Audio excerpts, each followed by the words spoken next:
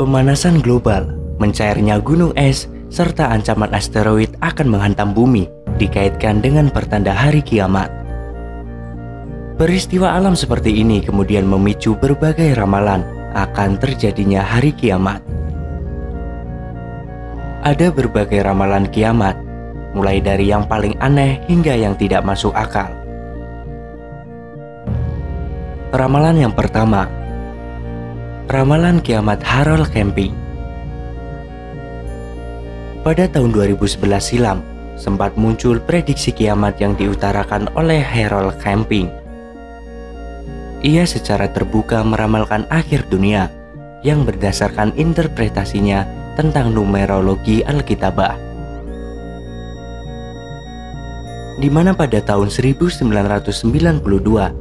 ia menerbitkan sebuah buku yang berjudul 1994. Buku tersebut meramalkan akhir dunia yang terjadi sekitar tahun 1994.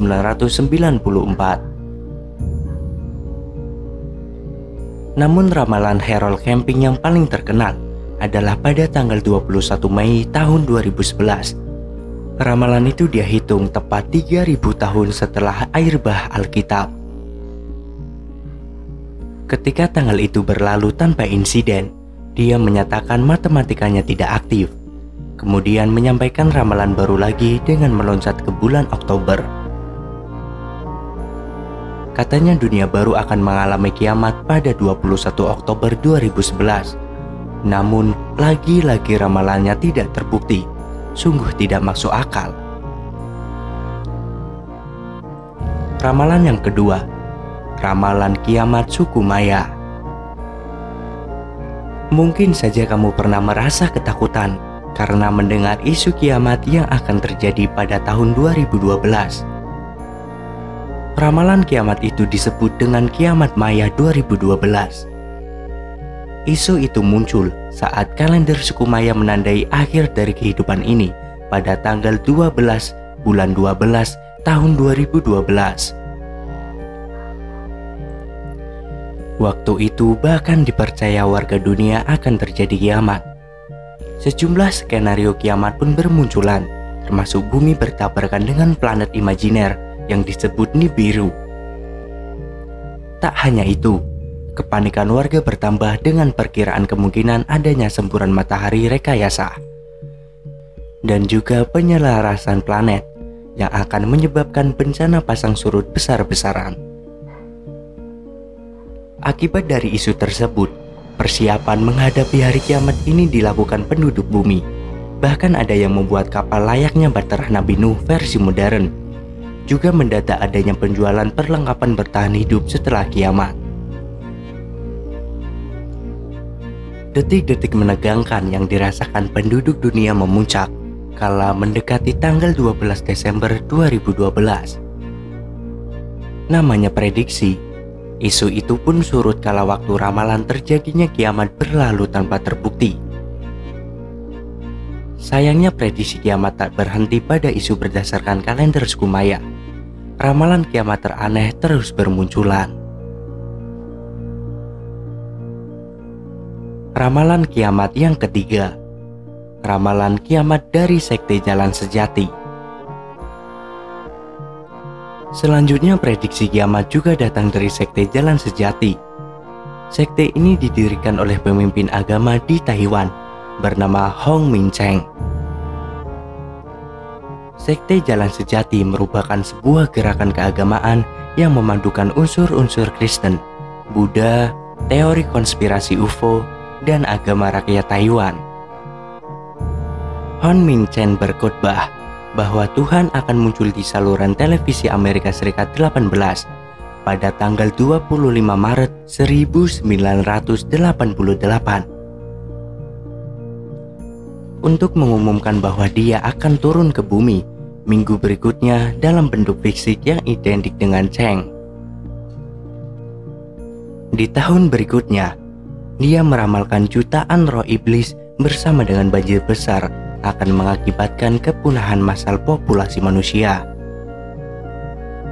Pengikut bisa terselamatkan dengan pesawat ruang angkasa yang menyamar sebagai awan dan dikirim untuk menyelamatkan mereka.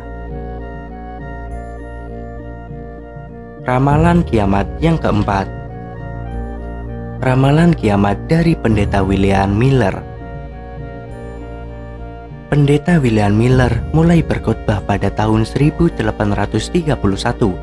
bahwa kiamat akan terjadi dengan kedatangan Yesus Kristus yang kedua kali pada tahun 1843. Dia menarik sebanyak 100.000 pengikut yang percaya bahwa mereka akan dibawa ke surga ketika tanggalnya tiba.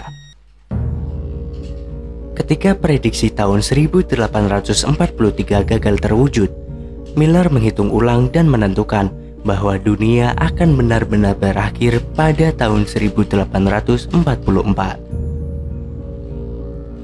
Seorang pengikut bernama Harry N. Mons menulis, "Saya menunggu sepanjang hari Selasa, dan Yesus yang terkasih tidak datang. Saya berbaring sujud selama 2 hari tanpa mengenal rasa sakit dengan kekecewaan." Yang kelima, ramalan kiamat dari Johanna Scott. Prediksi Johanna dimulai ketika dia berusia 42 tahun.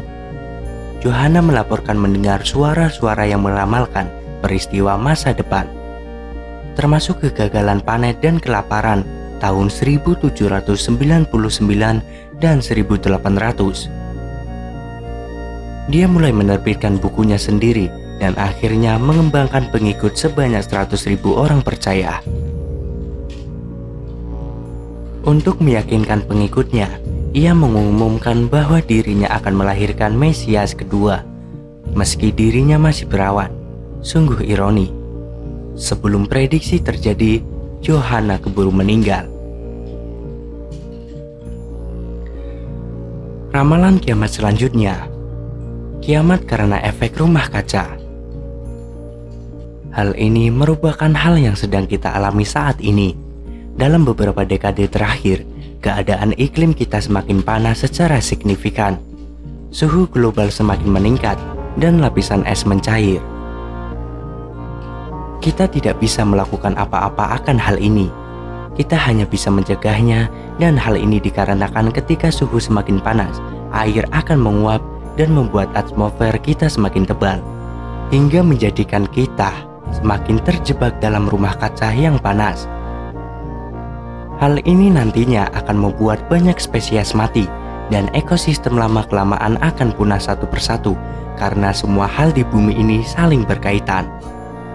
Mungkin manusia jadi yang paling terakhir punah, namun tentu Anda tak membayangkan bahwa akhir dunia adalah kehancuran perlahan dari semua hal yang ada di sekitar kita. Ramalan yang selanjutnya kemudian, pada tahun 2003, seorang filsuf bernama Nick Bostrom mengungkapkan bahwa alam semesta ini adalah simulasi komputer. Teori ini diterima oleh para penggiat sains, yakni Elon Musk dan Neil deGrasse Tyson. Hal ini mendukung pendapat bahwa selalu harus ada yang membangunkan dan mengatur simulasi tersebut. Hal ini memperlihatkan bahwa kehidupan kita tentu diatur, layaknya kita mengendalikan komputer. Oleh karena itu, alam semesta dipercaya akan menemui titik kehancurannya, yakni dengan sang pengatur suatu saat akan memperbaiki alam semesta ini dari awal. Jadi jika misalnya massa atom, proporsi, dark matter, dan light matter atau kecepatan cahaya ini sedikit saja berubah, tentu dunia akan kiamat tanpa kita ketahui sebabnya sedikit pun.